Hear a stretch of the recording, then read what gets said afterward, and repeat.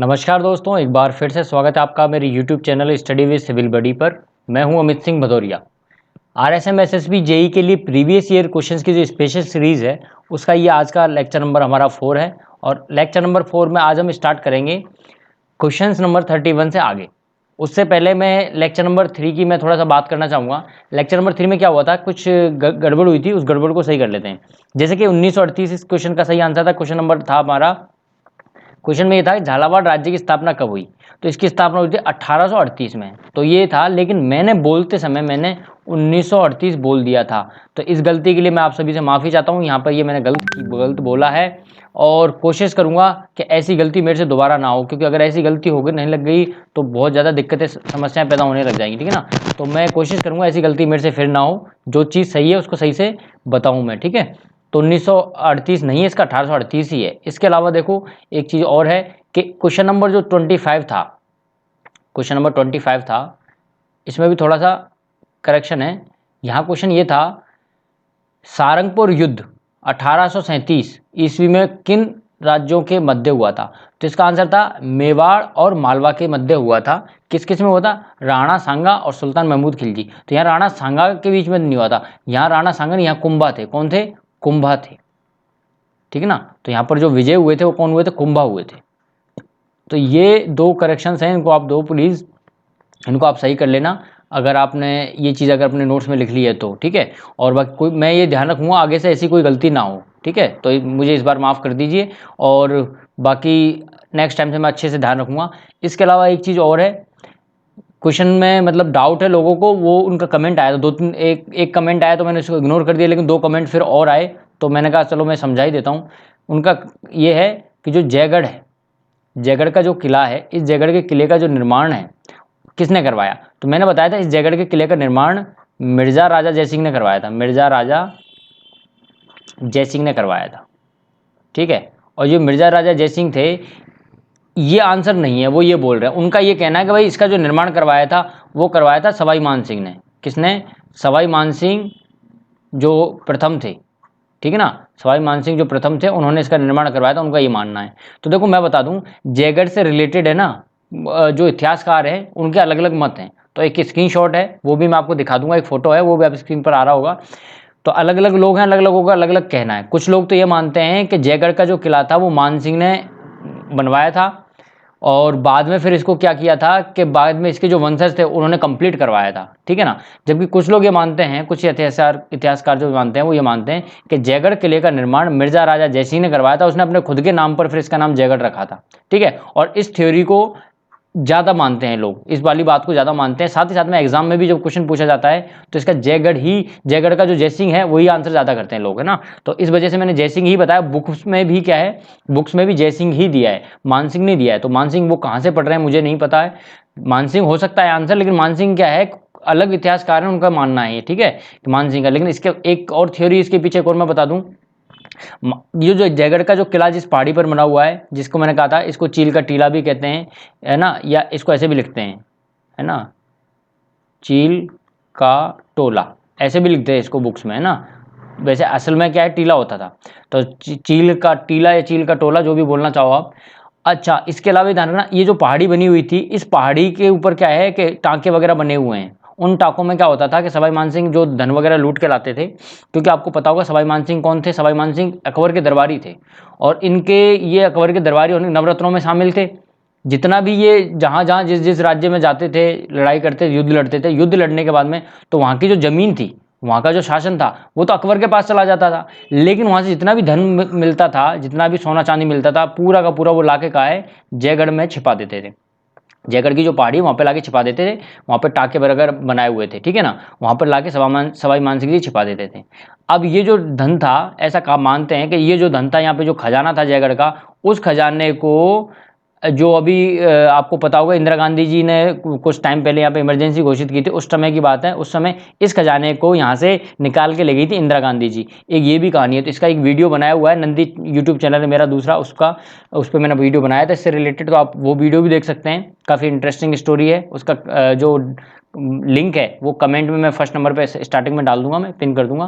तो ये भी एक स्टोरी है, ठीक है ना। लेकिन ज़्यादातर जो लोग मानते हैं कि जो जयगढ़ का जो निर्माण है वो किसने करवाया, वो यही मानते हैं कि मिर्जा राजा जयसिंह ने ही करवाया था। तो इस चीज़ को आप नोट कर लेना। और अब इसके बारे में ऑथेंटिक इन्फॉर्मेशन अगर आपको मिलती है किसी अच्छी बुक में, तो फिर आप मुझे एक बार फिर से कमेंट करके मुझे बताना। बाकी मेरे हिसाब से यही है, मैंने जितना रिसर्च किया है, जितना पढ़ा है उसके हिसाब से, ठीक है। चलिए, अब जो हम पढ़ने वाले हैं आज लेक्चर नंबर 4, उसकी बात कर लेते हैं, ठीक है। लेक्चर नंबर 4 है क्वेश्चन नंबर 31। राजपूत जीवन संध्या उपन्यास लिखा है। राजपूत जीवन संध्या जो उपन्यास है ये किसने लिखा है? तो भैया ये जो उपन्यास ये लिखा है रमेश चंद्र दत्त ने। किसने लिखा है? रमेश चंद्र दत्त ने लिखा है। तो इसका करेक्ट आंसर जो है वो करेक्ट आंसर हो जाएगा सी। रमेश चंद्र दत्त से रिलेटेड कुछ इन्फॉर्मेशन और मैं आपको बता देता हूं। जैसे कि रमेश चंद्र दत्त जो थे, इन्होंने क्या है, ये जो अपनी बुक लिखी थी, उपन्यास लिखा है, इसमें किस चीज़ का वर्णन किया था? इन्होंने क्या है, जो हल्दी घाटी का युद्ध हुआ था, उस हल्दी घाटी के युद्ध की जो भी वर्णन था, उस वर्णन को लिखा था उन्होंने, हल्दी घाटी के युद्ध के वर्णन को लिखा था।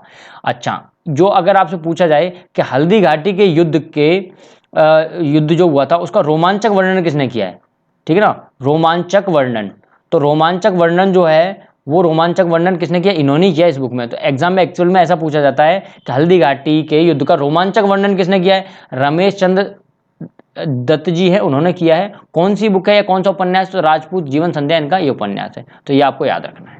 नेक्स्ट क्वेश्चन, पंडित नैनूराम शर्मा का संबंध किस प्रजामंडल से, किस प्रजामंडल आंदोलन से आया है? तो प्रजामंडल के काफी क्वेश्चन पूछे जाते हैं, आपको पता है। तो पंडित नैनूराम शर्मा है, इनका संबंध रहा था हाड़ौती प्रजामंडल से। अच्छा, हाड़ौती प्रजामंडल में क्या है, दो चीज आती है, ध्यान रखना। इसमें बूंदी भी शामिल है और साथ साथ में कोटा भी शामिल है, ठीक है। और अगर आपसे हाड़ौती प्रजामंडल से रिलेटेड अगर क्वेश्चन पूछा जाता है तो आपसे ये भी पूछा जा सकता है कि इसका जो गठन है, इसका गठन कब हुआ था या किसने गठन करवाया था, संस्थापक कौन थे, कौन सा ईयर था। तो ध्यान रखना, ईयर से अगर क्वेश्चन पूछा जाता है तो ईयर ध्यान रखना, ईयर है 1934, 1934 ईस्वी में इसका गठन हुआ था। अच्छा, संस्थापक कौन थे? संस्थापक जो थे वो कौन थे? यही थे, पंडित नैनूराम शर्मा ही थे, ठीक है। पंडित नैनूराम शर्मा हैं, यही क्या थे, यही संस्थापक थे। इसके अलावा देखो एक चीज और पूछी जाती है एग्जाम में कि पंडित नैनूराम शर्मा जी थे, इनके सहायता किसने की थी, मतलब सहायक कौन थे इनके, इनके के साथ संस्थापक जो थे इनके साथ में कौन थे? तो इनके साथ में एक और थे, अभिन्न हरि। कौन थे? अभिन्न हरि। अभिन्न हरि, ये भी याद रखना, अभिन्न हरि भी थे साथ में। ये तो बात हुई किसकी? हाड़ौती की। लेकिन एग्जाम में क्या है, कोटा और बूंदी के अलग अलग क्वेश्चन पूछे जाते हैं। ध्यान रखना, अगर आपसे पूछा जाता है बूंदी प्रजामंडल, अलग से बूंदी प्रजामंडल लिखा रहता है कि बूंदी प्रजामंडल जो था, बूंदी प्रजामंडल है ना। तो देखो बूंदी प्रजामंडल में भी आपको क्या याद रखना है, बूंदी से क्या अलग अलग क्वेश्चन पूछे जाते हैं। जैसे बूंदी में आपसे पूछा जाएगा कि इसके संस्थापक कौन थे, ठीक है ना, संस्थापक कौन थे और इसकी स्थापना कब हुई थी। देखो संस्थापक अगर क्वेश्चन पूछा जाता है तो इसके है कांतिलाल जैन। कौन है? कांतिलाल जैन। और ये कांतिलाल जैन है, इन्होंने जो स्थापना की थी वो कब की थी? तो भैया इन्होंने की थी 1931 में, 1931 ईस्वी में की थी। इसकी ट्रिक भी ये बनी हुई है, वैसे ट्रिक तो सबकी बनी हुई है सारे प्रजामंडल्स की। तो इसकी ये है कि 31 में बूंद बूंद से क्रांति हुई। क्या है? बूंद बूंद से क्रांति हुई। तो क्रांति से तो याद रखोगे आप कांति लाल जी, बूंद बूंद से बूंदी, और 31 से 1931, ठीक है। ये तो बात हुई बूंदी की। अगर आपसे क्वेश्चन पूछा जाता है कोटा का, कोटा का अलग क्वेश्चन पूछा जाता है कोटा के बारे में, तो कोटा के बारे में भी आप याद रखना, कोटा से रिलेटेड पूछा जाएगा सन, कौन से सन में हुआ था? तो 1934 ईस्वी में हुआ था। अच्छा, स्थापना किसने की थी? तो नैनूराम शर्मा ने ही की थी। पंडित नैनूराम शर्मा जो थे उन्होंने ही की थी इसकी स्थापना भी, ठीक है। तो ये भी आपको याद रखना है कि पंडित नैनूराम शर्मा थे, वही संस्थापक थे, 1934 ईस्वी में इसकी स्थापना हुई थी। चलिए नेक्स्ट फिर आपके क्वेश्चन है क्वेश्चन नंबर 33, प्रताप नामक समाचार पत्र कहाँ से प्रकाशित होता था? तो जो प्रताप नामक समाचार पत्र है वो प्रकाशित होता था कानपुर से, ठीक है। इसके बारे में आप ये याद रखना कि जो कानपुर में प्रकाशन होता था, इसके प्रकाशक कौन थे, कौन प्रकाशन करता था उसका? ध्यान रखना कि जो समाचार पत्र था इसका प्रकाशन कर गणेश शंकर विद्यार्थी। कौन थे? गणेश शंकर विद्यार्थी, ठीक है ना, गणेश शंकर और विद्यार्थी इनका नाम था, गणेश शंकर विद्यार्थी। अच्छा, इससे रिलेटेड एक पॉइंट और भी याद रख सकते हो आप, जो एग्जाम में काफ़ी बार पूछा जाता है कि राजस्थान में एक समाचार पत्र और चलता था जिसका नाम था राजस्थान केसरी। क्या नाम था? राजस्थान केसरी, ये इससे भी एग्जाम में बहुत क्वेश्चन पूछा जाता है ना, राजस्थान केसरी से। तो राजस्थान केसरी जो था कब प्रकाशित हुआ था, ये 1919 में प्रकाशित हुआ था। कहां से प्रकाशित होता था, ये वर्धा से प्रकाशित होता था। अच्छा, वर्धा से प्रकाशित होता था, तो इसका प्रकाशन कौन करता था, इसका प्रकाशन करते थे भैया विजय सिंह पथिक। कौन करते थे, विजय सिंह पथिक, इनका प्रकाशन विजय सिंह पथिक जी करते थे। ठीक है, तो ये पॉइंट भी आपको याद रखना है। चलिए, तो इसका कानपुर आंसर हो जाएगा, क्लियर है। नेक्स्ट क्वेश्चन है बालद क्या थे भैया, जो बालद है बालद क्या थे, तो बालद क्या है, सार्थवाह थे। तो इसका करेक्ट आंसर हो जाएगा ए, सार्थवाह जो थे, ये बालद जो थे वो क्या थे, सार्थवाह थे। करेक्ट आंसर हो जाएगा इसका ए। क्या होता है सार्थवाह, ये आप मुझे कमेंट करके बता सकते हैं कि सार्थवाह जो है उसका मतलब क्या होता है। नेक्स्ट क्वेश्चन, क्वेश्चन नंबर 35, मत्स्य संघ का राज प्रमुख किसे बनाया गया। तो मत्स्य संघ जो था, इसके जो राज प्रमुख थे वो थे धौलपुर के शासक। धौलपुर के जो शासक है, इनको मत्स्य संघ का राज प्रमुख बनाया गया था। अगर नाम पूछ लिया जाए, इनका नाम क्या था, इनका नाम था उदयभान सिंह।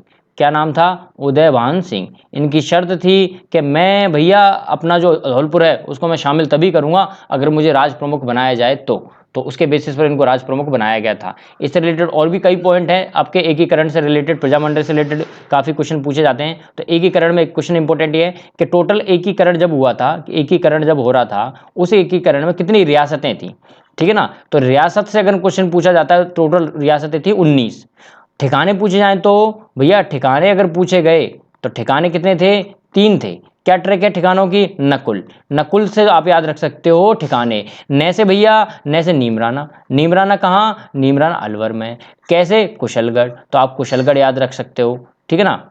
यह हो गया आपका कुशलगढ़, ठीक है। कुशलगढ़ के अलावा तीसरा जो था ले से क्या है, लावा, क्या है, लावा। तो लावा, कुशलगढ़ और नीमराना, ये आपके 3 थे। इसके अलावा आपसे पूछा जाए कि चीफ कमिश्नरी प्रांत कौन से थे, तो चीफ कमिश्नरी प्रांत का भी मैंने बताया था, क्या थे, कमेंट करके बताना।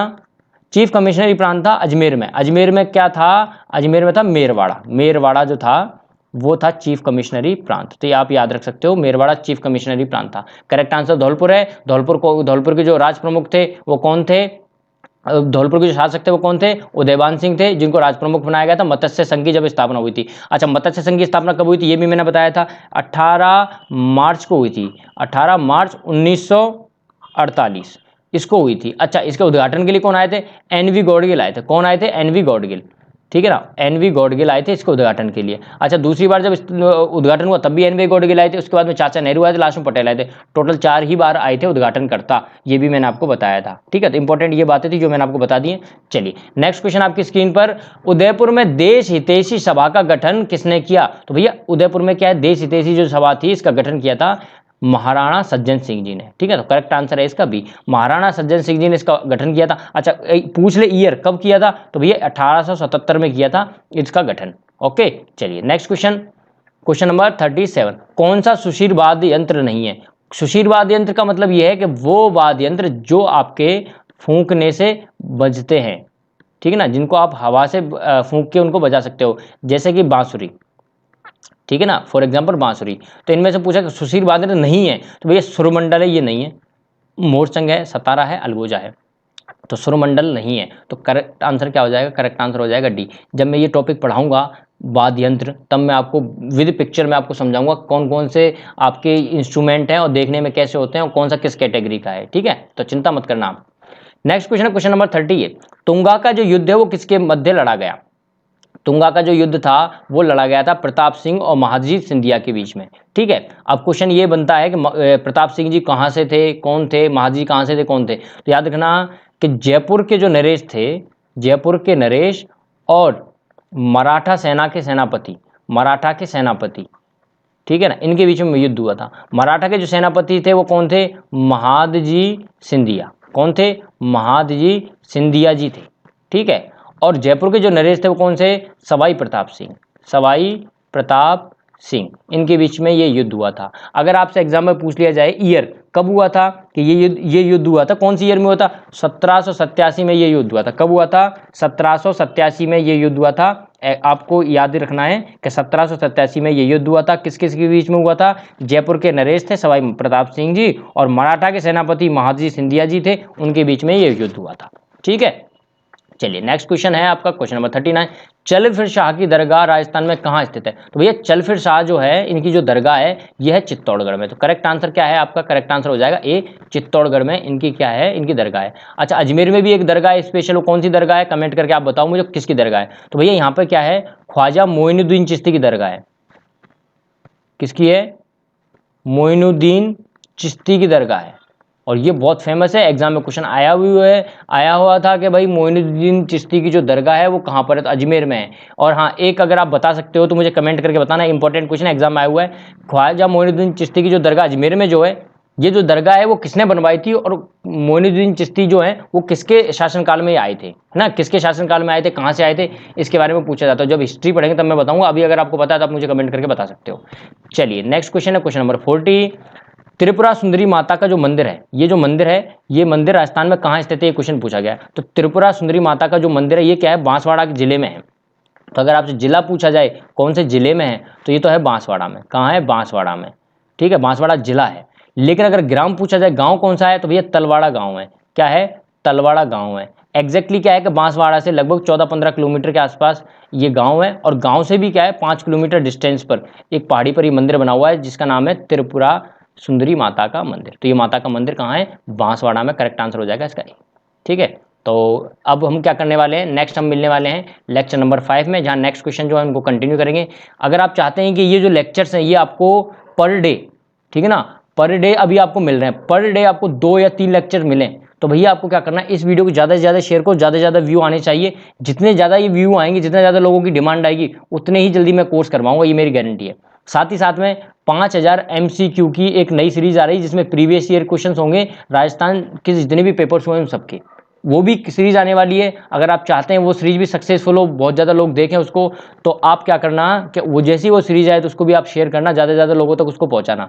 क्योंकि मेरा मकसद यही है कि ज़्यादा से ज़्यादा लोगों तक ये वीडियो पहुंचाऊं। शिक्षा का जो माध्यम है इसको ज़्यादा से ज़्यादा लोगों तक पहुंचाऊं, फ्री में वीडियो प्रोवाइड कर रहा हूँ, ठीक है। बाकी लोग क्या है आपको पता है कि इस दौरान बहुत सी कोचिंग्स हैं जो पेड कोर्स दे रही है, लेकिन मैं फ्री में पढ़ा रहा हूँ। तो मेरा ये मानना है कि मेरे जो फ्री एजुकेशन है मैक्सिमम लोगों तक पहुँच पाए, उनको एटलीस्ट पता तो चले कि हाँ जीके से रिलेटेड कंटेंट कहीं फ्री में मिल रहा है, ठीक है ना। अच्छा है बुरा है वो आप कमेंट करके मुझे बता सकते हो कि जो मैं पढ़ा रहा हूँ वो अच्छा पढ़ा रहा हूँ या नहीं पढ़ा रहा हूँ, ठीक है। अगर अच्छा पढ़ाता हूँ लाइक कर सकते हो, और अगर मैं खराब पढ़ाता हूँ तो ईमानदारी से आप डिसलाइक करना और मुझे कमेंट करना कि मैं क्या गलत पढ़ा रहा हूँ या क्या मैं इंप्रूवमेंट कर सकता हूँ। तो बहुत बहुत धन्यवाद, थैंक यू। मिलते हैं नेक्स्ट लेक्चर नंबर 5 में। Thank you.